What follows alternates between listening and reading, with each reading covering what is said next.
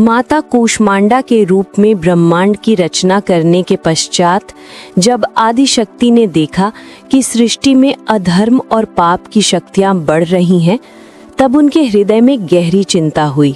उस समय तारकासुर नामक एक अत्यंत शक्तिशाली दैत्य था जो समस्त देवलोक के लिए संकट बना हुआ था। तारकासुर ने ब्रह्मा जी की कठोर तपस्या करके अमरता का वरदान मांगा था, परंतु ब्रह्मा जी ने कहा था कि अमरता किसी को नहीं मिल सकती। तब तारकासुर ने चतुराई से कहा था, यदि मुझे मृत्यु ही प्राप्त करनी है तो ये वर दें कि मेरी मृत्यु केवल शिव पुत्र के हाथों हो सके। ब्रह्मा जी ने तथास्तु कहा था। तारकासुर जानता था कि भोलेनाथ महान वैरागी हैं और उनका कोई पुत्र नहीं है, अतः वह स्वयं को अमर समझने लगा।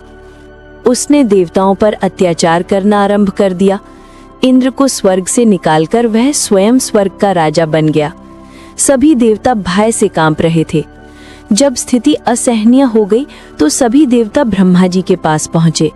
ब्रह्मा जी ने कहा, तारकासुर का वध केवल शिव पुत्र ही कर सकता है, परंतु महादेव तो संसार से विरक्त हो सती के वियोग में तप कर रहे हैं। तब सभी देवताओं ने निर्णय लिया कि किसी प्रकार शिवजी का विवाह कराना होगा। इस उद्देश्य से इंद्र ने कामदेव को भेजा था शिवजी की तपस्या भंग करने के लिए, परंतु क्रोधित शिवजी ने कामदेव को भस्म कर दिया था। अंततः माता पार्वती की कठोर तपस्या से प्रसन्न होकर शिवजी ने उनसे विवाह किया था। शिवजी और माता पार्वती विवाह के पश्चात देवदारू वन में एकांतवास के लिए चले गए। देवता भगवान शिव से पुत्र उत्पन्न करने की विनती करने के लिए देवदारू वन जा पहुंचे।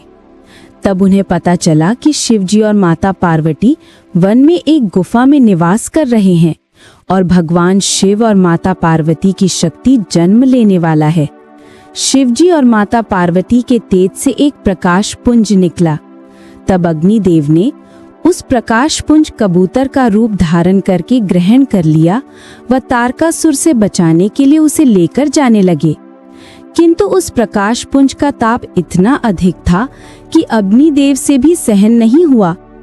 इस कारण उन्होंने उस प्रकाश पुंज को गंगा देवी को सौंप दिया। जब देवी गंगा उस दिव्य अंश को लेकर जाने लगी, तब उसकी शक्ति से गंगा का पानी उबलने लगा। भयभीत गंगा देवी ने उस दिव्य अंश को श्रवण वन में लाकर स्थापित कर दिया, जहां वो दिव्य अंश 6 भागों में विभाजित हो गया। वहां 6 कृत्तिकाएं, नक्षत्र की देवियां ने इस दिव्य तेज का पालन पोषण किया। इसीलिए यह बालक कार्तिकेय कहलाया। 6 मुंह वाला ये दिव्य बालक अत्यंत तेजस्वी और शक्तिशाली था। जब माता पार्वती को अपने पुत्र के जन्म का समाचार मिला तो उनका हृदय मातृत्व प्रेम से भर उठा। वे तुरंत वहां पहुंची जहां कार्तिकेय का पालन हो रहा था। बालक कार्तिकेय को देखते ही माता पार्वती के हृदय में अपार प्रेम उमड़ आया। उन्होंने बालक को अपनी गोद में उठा लिया। उस क्षण माता का जो रूप प्रकट हुआ वह अत्यंत मातृत्वमय था। वे अपने पुत्र को गोद में लिए हुए दिव्य माता का रूप धारण कर गईं। इस रूप में माता के 4 हाथ थे। 2 हाथों से वे बालक कार्तिकेय को संभाले हुए थीं। एक हाथ में कमल पुष्प था और एक हाथ में वरदान की मुद्रा थी। उनका मुखमंडल मात्र स्नेह से भरा हुआ था और उनकी आंखों में असीम करुणा झलक रही थी। माता ने बालक कार्तिकेय को अपना दूध पिलाकर उसे पूर्ण शक्ति प्रदान की। माता के स्तनपान से कार्तिकेय में अलौकिक बल आ गया। वह तुरंत युवा हो गया और उसके हाथों में दिव्य शक्ति प्रकट हुई। अब समय आया था तारकासुर से युद्ध करने का। माता पार्वती ने अपने पुत्र को युद्ध के लिए तैयार करने हेतु स्कंद माता का रूप धारण किया। इस रूप में वे न केवल स्नेहमयी माता थीं, बल्कि एक योद्धा की मां भी थीं, जो अपने पुत्र को धर्म युद्ध के लिए प्रेरित कर रही थी। माता स्कंद माता ने कार्तिकेय को समझाया, पुत्र, तुमने जन्म ही इसीलिए लिया है कि धर्म की रक्षा करो। तारकासुर के अत्याचार से समस्त देवलोक त्रस्त है, तुम ही उसका वध कर सकते हो। माता के इन वचनों से कार्तिकेय में अपूर्व वीरता का संचार हुआ। माता ने अपने पुत्र को युद्ध की सभी कलाएं सिखाईं। वे स्वयं सिंहासन पर बैठकर कार्तिकेय को अस्त्र शस्त्र की शिक्षा देने लगी। इस समय माता का स्वरूप अत्यंत तेजोमय था।